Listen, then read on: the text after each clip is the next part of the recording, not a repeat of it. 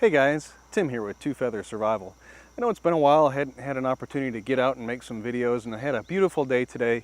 I was driving by and happened to look over and see these little guys here. We've talked about this plant before.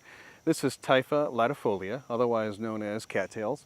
And this is a great example of both the male and female parts of the flowering half. Wanted to get out and quickly show this plant to you and let you see exactly what those two halves look like. I've spoken about cattails before on the channel, and I'll post a link down below and get the link back to the other cattail video. But this was a great example of both parts of the flowering plant. So I had the chance, I saw it, and I thought, well, I'm going to grab a camera and do a quick video just because I haven't had a chance to say hello and let you all know that I am still around and I am still alive. My work has really kept me busy, and that's really kind of dug into the Two Feathers Survival channel time. So here we are. I'm going to move the camera in a little bit closer on this, and I'll show you the two parts of the flowering head of cattail here. If this was a little bit earlier, and if I would have really been paying attention, I could have gotten to a part where this would have had a lot more pollen on it. And that pollen is good to make all kinds of flour-based products or as a soup thickener. And I could use that to cut back into a dwindling flour ration and actually have that ration go a little bit further. If you look, there's some great recipes on various YouTube channels on how to use that pollen to make some great cattail pancakes, cattail biscuits. There's just a lot of different recipes for it. Let me move the camera now. Alright guys, well again, if you look right here, I'm going to try to grab this and stop it from blowing so much. Again, you see that you've got what classically becomes the brown hot dog looking thing at the end of the plant, which is very indicative of this species of cattails. But up here, this is actually the male half of the plant. This pollinates the lower half, which then becomes our hot dog on a stick. But this right now, if we let this go a little bit further, since the male part has just pollinated, we'll get to a point here in the next about 2 weeks where we could actually boil this and eat it like we would eat corn on the cob.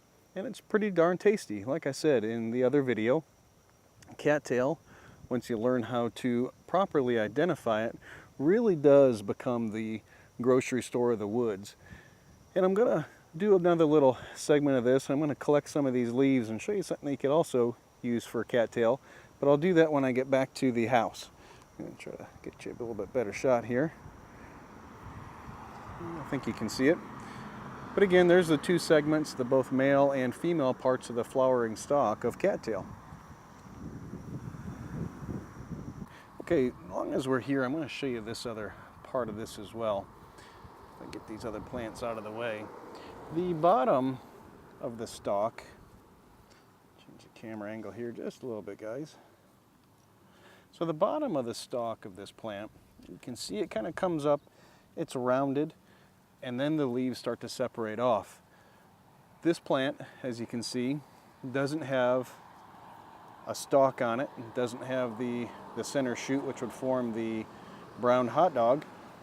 But this is still an edible plant. And the reason why I wanted to show you that this radiates off that round base is because very easily you could confuse this with something called blue flag. Sorry, I'm by a road right now, guys, so you're going to have to just deal with the automobile traffic. But if I were to misidentify this and take this and realize later I've made a huge mistake and I've eaten some version of the flag series, which is blue flag is very common. It's also a water-loving plant. That would be a big mistake because that is a poisonous plant. Like I said, I mentioned all this, but I wanted to just show you this here so you get kind of a better view of how these stalks radiate around. What I'm going to do now is I'm going to collect some of these stalks, some of the leaves, I guess I should say, of this plant, and then take that back to my home, and I will show you some crafting projects that you can do with this. As I've said, cattail is basically the grocery store of the woods, and there is so much you can do with it. So learn to identify it, learn to grab it when you see it, especially if you're in a true survival setting, and learn about the different things that you can use this plant for. All right, gang, well, back at the house here, I had a quick moment. I harvested some of the leaves from our cattails that we had found in our earlier part of the video from today, and I just wanted to show you quickly how this goes. It's basically over, under, over, under, over, under, and then the reverse of that, so then it would be an under, over, under, over, under, over. Now, literally I can take and make this pattern, or this weaving pattern, as large as I want, and I can utilize this to make all kinds of things for around camp, making my life a little bit easier. It could be as simple as I want something to have as a improvised placemat to put my food on, that way it's not down in the dirt. So here's an easy way to do that. Or this could become a mat for bedding. It could be a door, it could be roof thatching material for an improvised shelter to further waterproof it. Take and lay a few of these over the top of the shelter. That would be great. So don't forget, cattails, Typha Latifolia, truly is the grocery store of the woods. If I found one of these, or chances are very high that I found many of this type of plant. Just want to make sure that I've actually got Typha and not some version of the flag species, especially blue flag, if I'm looking for an edible, because that is a poisonous plant. So again, grocery store of the woods, Typha Latifolia, I'm gonna get that one out there. Again, this is commonly known as cattail. There's many varieties of Typha, but this is a southern variety here. So again, guys, thanks for staying with me. I appreciate all the new subscribers to the channel, and I see that both channels, the Facebook channel and the YouTube channel, are continuing to grow. I appreciate all the new subscribers. I will get back to doing some videos here now that work has started to not be so taxing for me. So again, look forward to seeing you guys soon. Thanks for staying with me, and I'll see you very, very soon. Have a great night, guys.